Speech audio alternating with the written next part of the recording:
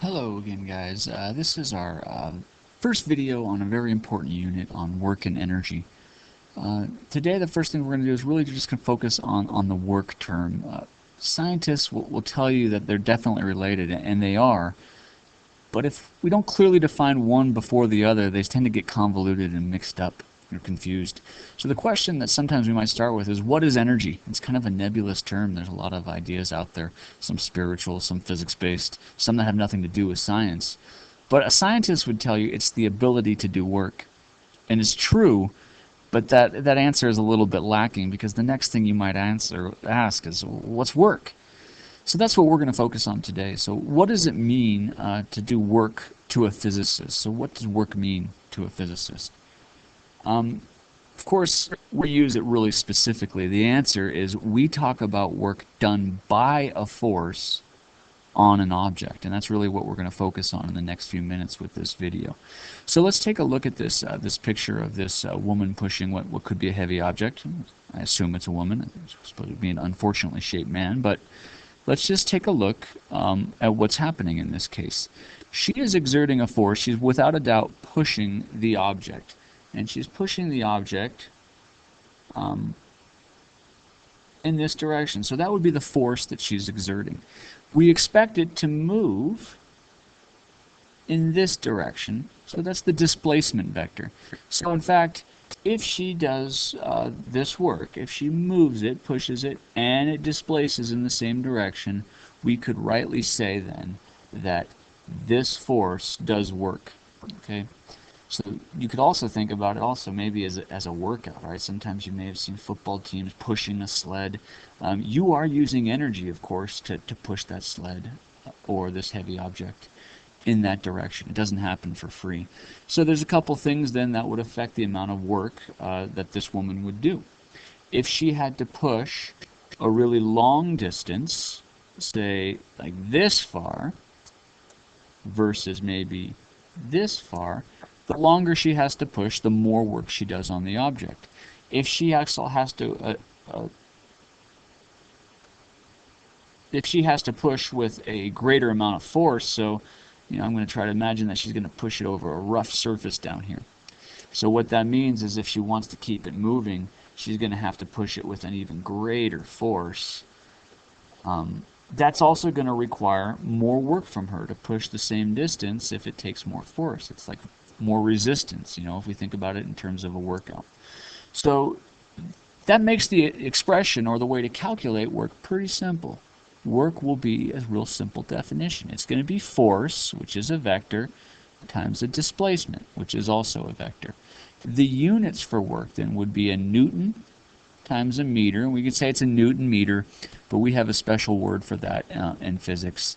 That's a joule. All right. So we can use at this point either one. We can talk about work in Newton meters, or we can talk about work in joules. So work can be a positive or it can be a negative term in this case. Imagine this scenario. She's on a slope and she's pushing it, but she's moving backwards, right? So this would be happening. Let's think about in this instance, what would the force and displacement vectors look like, right? Well, she's still pushing in this direction. She's pushing against that. So that would be the force. But she's moving or being displaced parallel to the slope. So in this case, we would say that she is doing negative work on this object by pushing it in a direction opposite of what it's moving in. So if in the last case she was pushing in the same direction that the displacement was occurring, we could say she's helping the object move in that direction. In this case, she's pushing opposite to the direction that the object is moving. We might say that she's hindering, right? Because this thing wants to fall down, she's kind of preventing it from doing that. She's hindering its motion, you might say. So negative work we could think of as maybe hindering the motion. Positive work we might think of as helping the motion. So again, in review, if she's going to push this thing forward and our two vectors look like this, this would be definitely work force times distance. And in this case, we'd say that the work is positive. It's greater than 0. This is a case where she is helping the motion. In this case, we see that the force vector is actually in the opposite direction of the displacement vector. And in this case, we would say then the work is force times distance, but it's less than 0. So this would be hindering. And we're going to take a look at hindering. Sorry about that. We're going to take a look at then the sign. How do we calculate or take into account the direction of these vectors? So let's take a look at this situation. A woman or a girl is being pulled by her dog. So the dog is exerting a force and causing her to be displaced some distance. So we have the vectors. In this case, here's our force vector. We might say that's tension in the leash. And she's, of course, going to be displaced horizontally here. So if we look at these two vectors together, right, they're not pointing in the same direction. They're not pointing in the total opposite direction.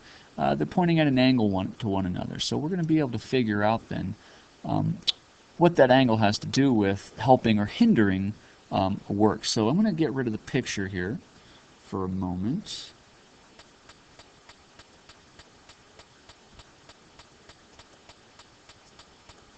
And let's just take a look at the vectors then. If we think about this F vector right here, it's actually composed of two components. Its horizontal component and its vertical component, right? So what we're saying up here is that only the component of force parallel to the displacement does work.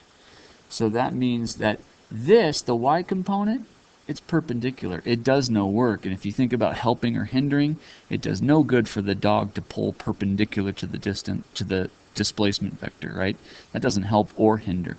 But if we look at this vector, the x component, it is in the same direction as the displacement vector.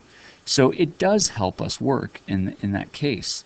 So when we think about work, the complete equation really should be work is force times distance times the cosine of the angle between these two vectors. And let's back up and see how that works. Put these back into place. Right. What we've just said is only Fx does work in this case. It's the only one that's parallel to the displacement vector. So if I'm given force and the leash, which is this vector, I want just the component that's parallel to the displacement. So I think about this angle theta, and the one that's parallel then would be given by the cosine term in that case. So this is complete. And let's go backwards for just a moment. Okay, so again, let's look at the woman pushing in these two situations. In this case, the force was definitely parallel to the displacement, so the angle between the two is 0 degrees. So if I were to draw that, I can't really do it, but theta equals 0 degrees. So if I use that full equation, force times distance times the cosine of 0 degrees, that just equals force times distance, right? So that tells us that it's a positive value, and that tells us then that we're helping the motion along that displacement. But look at this one over here. This angle is 180 degrees.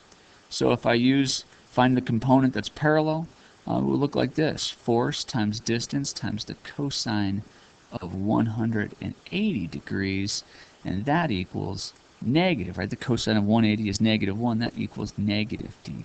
So in this case, the work is negative, and we say then that you are hindering the motion. So again, the dog's pulling with this force vector here, but not all of that force is pulling the woman forward or helping her move along this displacement vector. Only the x component, or the component parallel, and that's where the cosine term comes in here. If the dog wants to pull really efficiently, really want to use all of his energy to do positive work on the girl, we should be looking at something maybe that looks like this.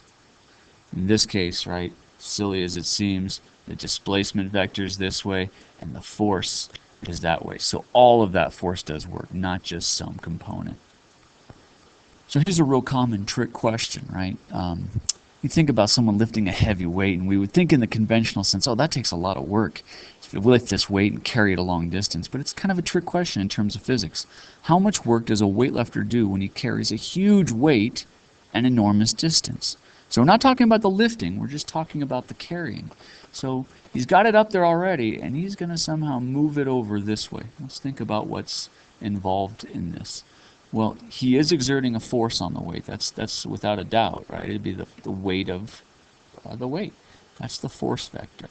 Which way is he actually moving is in this direction. So if we use our work equation, work is force times distance times the cosine. In this case, what's the cosine? The cosine is 90 degrees. So cosine of 90 degrees is 0. So it's a trick question in the regards that the answer is actually 0. Doesn't mean it's not hard, doesn't mean it doesn't require effort. It means that in terms of physics, the force that he's exerting holding this thing upwards does not help or hinder the motion of the weights sideways. So we'd say he is doing 0 work in that case. So again, this has been a really quick introduction into the idea of work, and we're going to deal with it and develop it further. But let's take these questions and we'll consider them then tomorrow in class before we do our lab. Describe the work done on the space shuttle by the parachute. So I've actually given you the 2 vectors. Describe the work done on the kite surfer by the kite. And again, I've shown you 2 vectors and then one without vectors, but we just did it. Does this guy do any work on the boulder by carrying it 50 meters? Be able to answer yes, no, and why or why not. Okay? See you later.